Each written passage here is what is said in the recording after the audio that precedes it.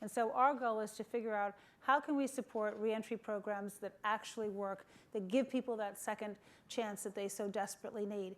And I want to just back up for a second because it's really important. The reason why we are in agreement on this is that we actually believe the legislation and our efforts will make our communities safer.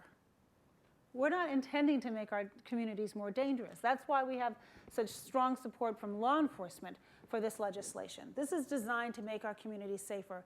And successful reentry is the key to that. When we were in Newark, the president visited a reentry program, 2 reentry programs, and we heard from this gentleman who said when he came out, he didn't know how to use a computer.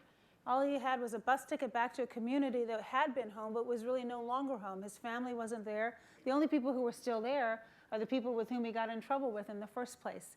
And he's wearing clothes that are 10 years old, and he's trying to get a job. And there are all of these, there's something like 50% of jobs require licenses, and many times you can't get a license if you've been incarcerated, even though there's no correlation between your crime and your ability to perform that job. And so we have a real effort going on in our country right now, trying to free up these occupational licenses so people can get a job.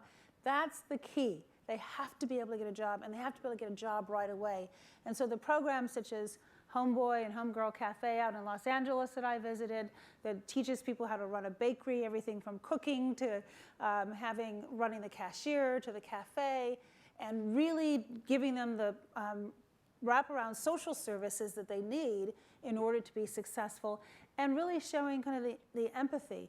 We met with Focus on the Family last week that does prison ministry work, going into the prisons, working with people while they're incarcerated to give them the spiritual uplift they need so when they leave, they make this commitment to a life of staying away from crime and a law-abiding life.